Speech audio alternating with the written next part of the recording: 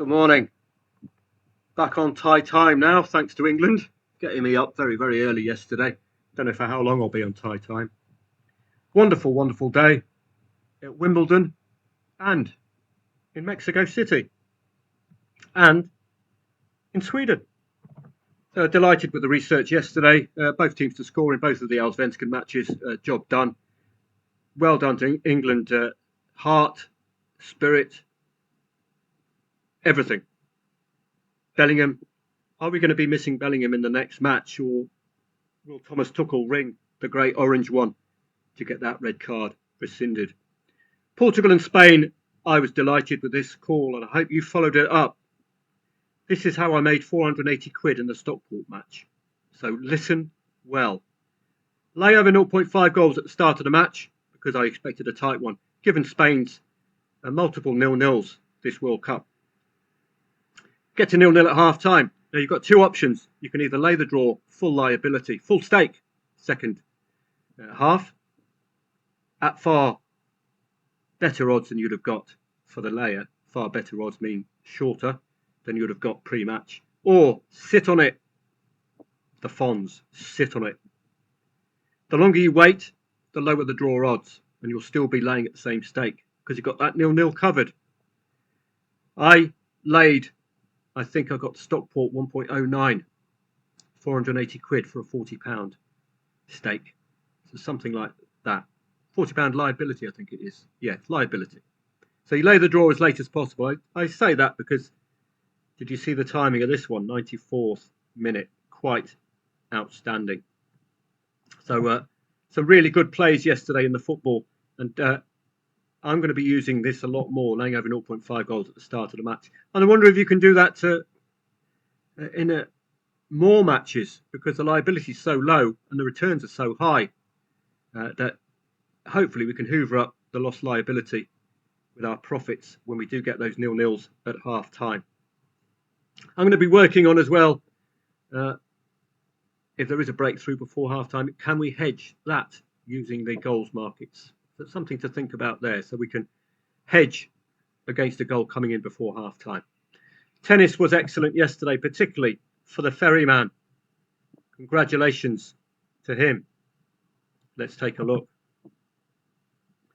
De Minaur, well, he's been off colour this year.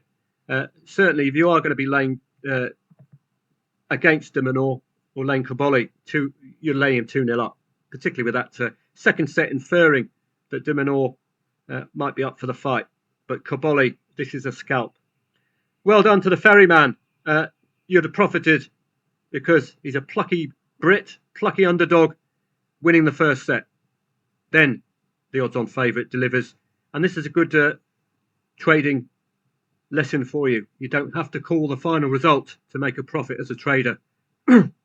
Call the odds move, which was the 1-0 to 2-1 Dimitrov. Taylor Fritz delivering as we expect. In the ladies' game, we got a three-setter with Paolini winning the first set as an underdog and Iala getting back straight away. And yet again, you don't have to call the final result. You're looking at that 1-1 and then you're out. Great stuff. So delighted with that, particularly for FERY. A really good day for the Brits yesterday. And a really good day yesterday in Lingfield. But air, something was in the air at air. Let me just show you. I've not come across this before. These late races. Nothing. Zilch. What on earth are you meant to be reading here?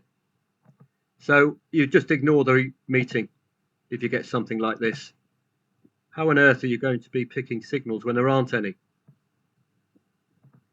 So there's something specific about air yesterday from a bookmaker's perspective that meant we couldn't do any real race reading. So very odd indeed. Now you compare that with Lingfield yesterday. Let's take a look. Lingfield was superb. If I can get there without looking at these damn results, because I like to do this race reading, which I did for a previous video, which is why I know it was an excellent performance. So we're looking at the live odds. I'm not picking the winner because I know the winner. I'm looking at the patterns. So some of these I'll get wrong. So here we've got too many patterns, too many signalers. We've got, for example, 2, arguably 3, 2 and 3, 7, 2, 3, 7 and 10. No, that's a small enough group for me. 2, 3, 7 and 10. 2, 3, 7 and 10. Well, we've got 3 and 7 returning at decent odds. 14 to 1 and 25 to 1. That, I think, would have hoovered up all of your loss liability in the win and the place markets. For the place, I would recommend a Betfair's exchange, going to enhanced place market for the 9 runners. You'd have got a nice big odds return there. Competitive enough? Well, not really. 14 lengths away from Mr. Daydream. So let's look at the 245 at Lingfield. So we're already looking at Lingfield as a far more readable venue than Ayr, which was all over the shop yesterday. Here, we're not getting overwhelmed with signals, and we are actually getting signals. We've got a short price favourite. We have to get beaten here, Perfect Nation. But potential qualifiers for me, very big outsider at number 9 and number 6. 9 and 6 for you outsiders. 18 is an absolute standout as well. 9, 6 and 18.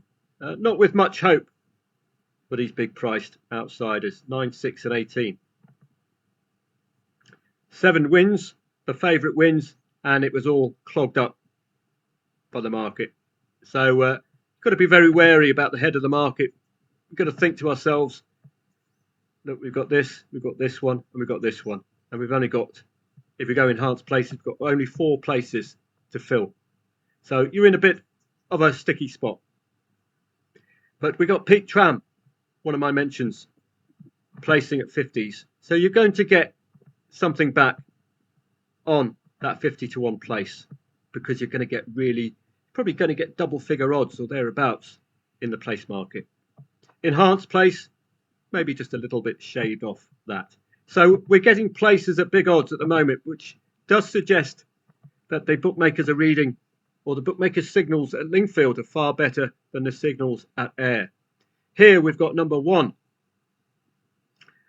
We've got a speculator in number 3 and number 4. But number 1 would be an obvious play. I think number 1. Yeah, number 1. And if you want to sprinkle in a couple of lively outsiders, number 3 and 4. So let's have a look. 1, 3 and 4, but no, again.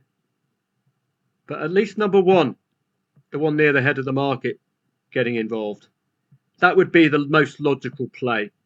The speculators, well, when they place, it's great. When the favourite gets a place where we're only running for 3. So that would be a better place. This race reading, sometimes you need to just infer. If it's near the head of the market and it's got a signal, probably the better selection. Here, we've got potential signals in number 3, which stands out. 3 and 9 absolutely stand out. And that'll be a good balance, won't it, between near the head of the market and an outsider.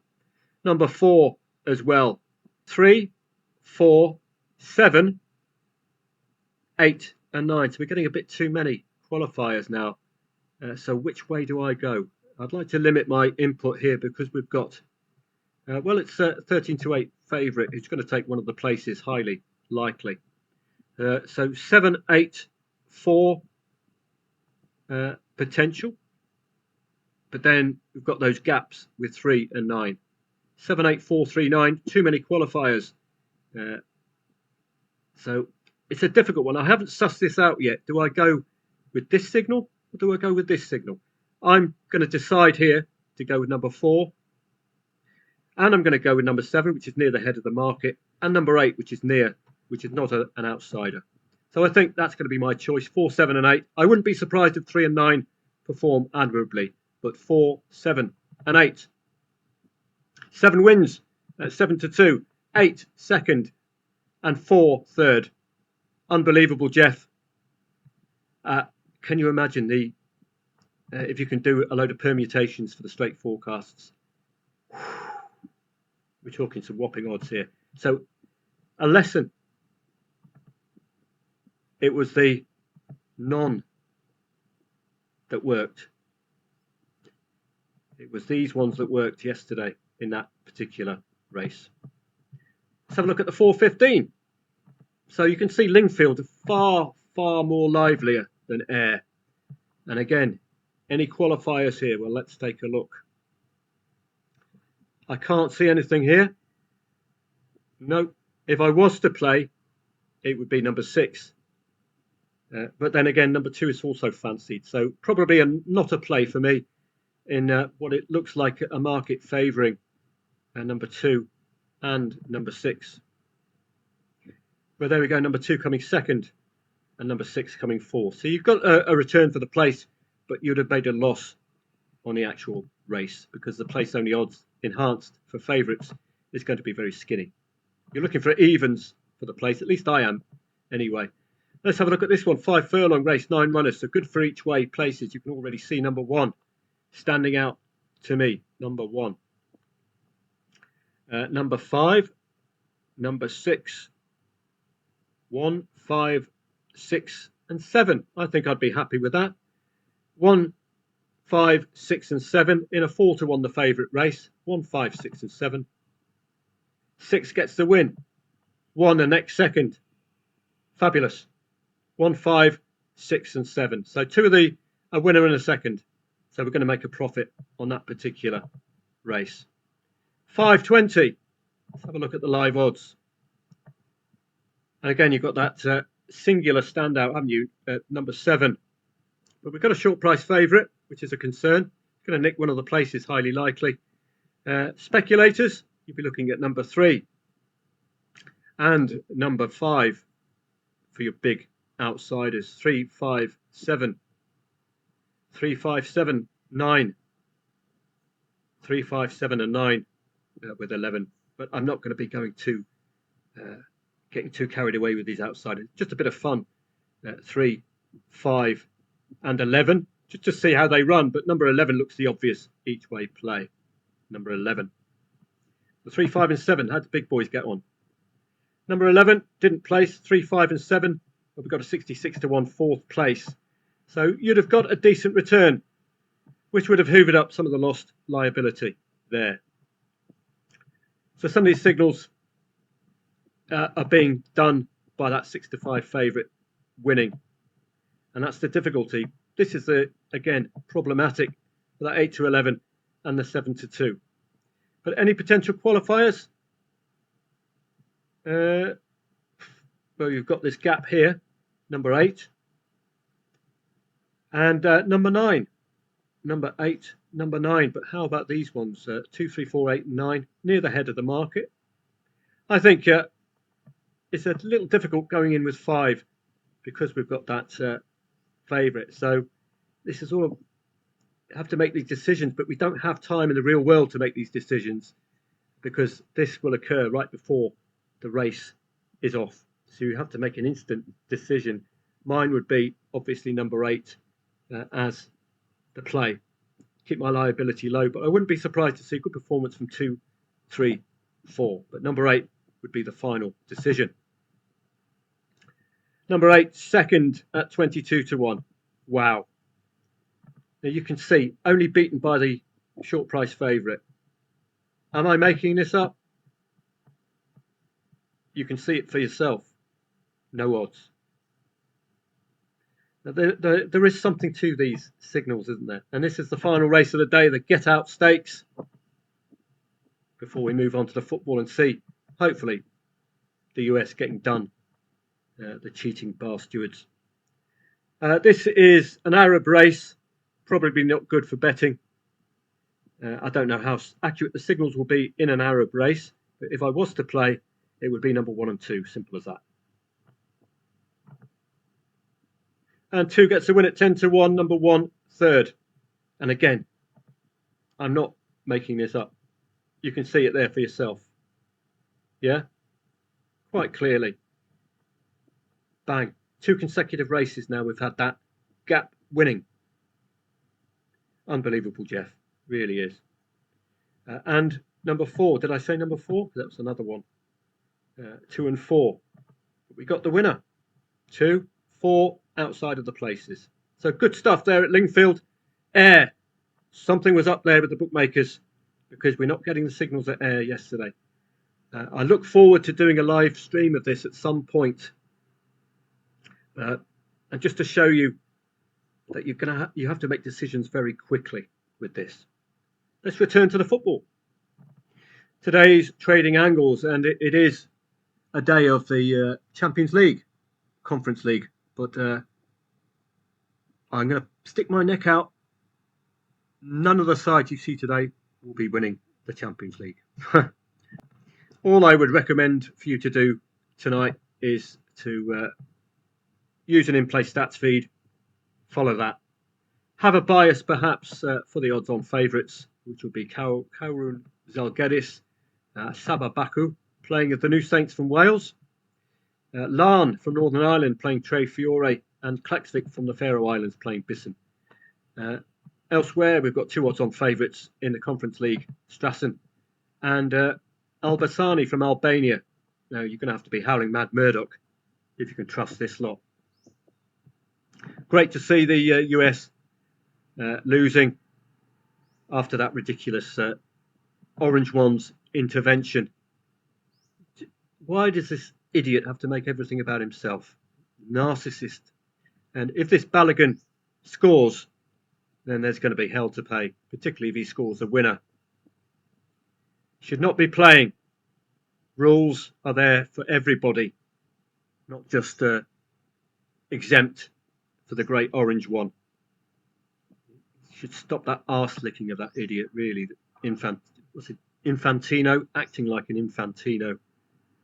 So hopefully justice will be served come the 90th minute mark and we'll get a result for Belgium. Argentina and Egypt, well, 2 goals plus for Argentina. Elite striker has them advantaged here. I will still be laying over 0.5 goals. Sounding like Harry Kane here after that post-match interview. Laying over 0.5 goals in both of these matches, particularly the Colombia one, where they're keeping 3 consecutive clean sheets, I believe.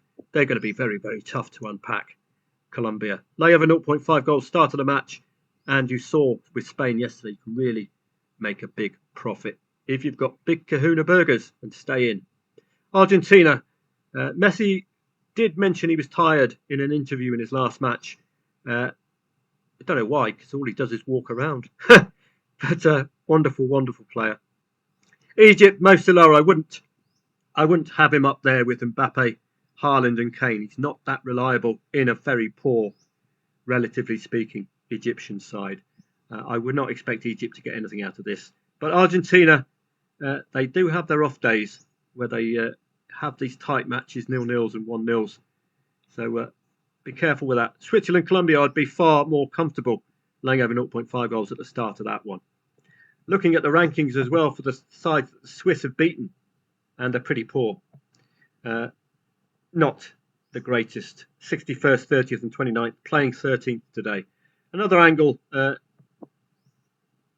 Argentina are scoring before half-time, increasingly later. So you might want to wait until the half-hour mark if you fancied it, and then lay over 0.5 goals.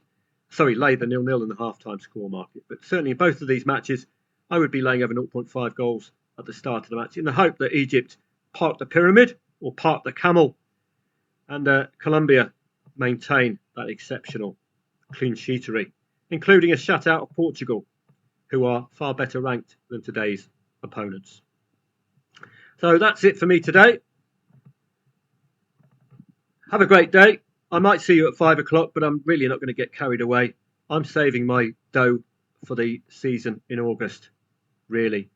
I make good money August to April because it just works. Have a great day.